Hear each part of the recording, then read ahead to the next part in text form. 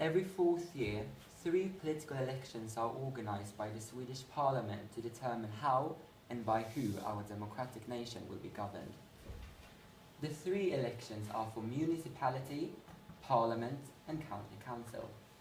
And the coloured ballots you see in this picture are the ballots that are used in the actual elections. And you may now wonder, can I as an individual participate in these elections? Well, since Sweden is a democracy, which means that all political empowerment is determined by the people, you are naturally allowed to participate in these elections if you are a Swedish citizen and have reached 18 years of age. However, if you have a foreign membership, you are allowed to participate in the municipality and in the county council election if you have lived and been registered in Sweden for at least 3 years. And the next step then is, how do I vote? When and if you have the legal right to vote, you will receive a voting card in your mailbox with information that will locate you to your closest polling station. The voting is completely anonymous, which gives you the privilege to keep your integrity. But remember to bring your ID card so you are able to identify yourself at the polling station, because if you don't, you may miss the opportunity to contribute to Sweden's new government. And for those who don't have the capability to vote, you may be disabled or elderly, you can send someone else to vote for you. Let's start off with the parliament.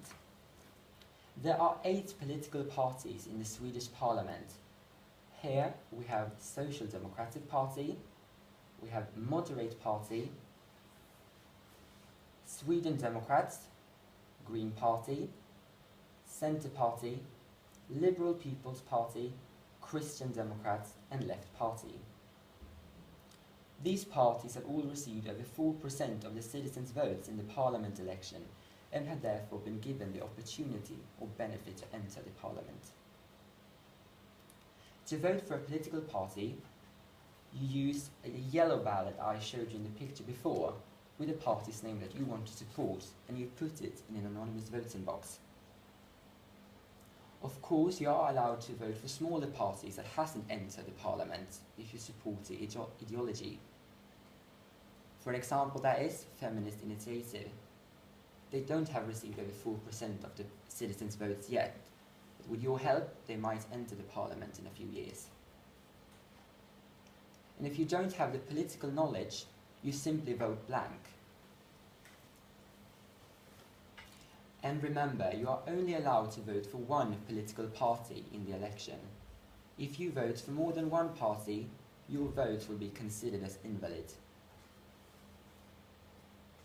And the next step is for municipality and county council. The similarities between the municipality and the county council elections are pronounced. The only difference between the 2 elections is that you use a white ballot for municipality and a blue ballot for county council. Otherwise, the 2 elections have the same structure. On these white and blue ballots, there are names of people that candidates to become city council and governor. When you vote, you will mark the person's name you feel suits the political position the best, as someone has done in this picture. And again, if you don't have the political knowledge, you simply vote blank.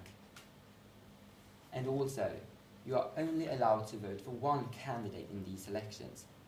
If you vote for more than one candidate, your vote will be considered as invalid.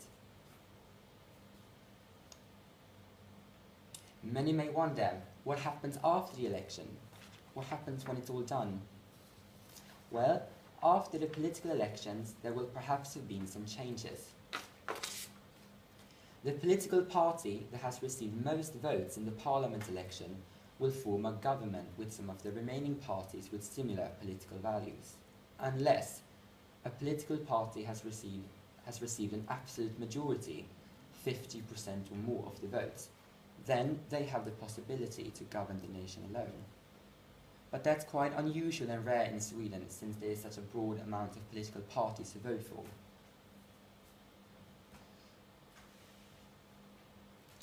And And the party leader of the winning party will become Sweden's new prime minister.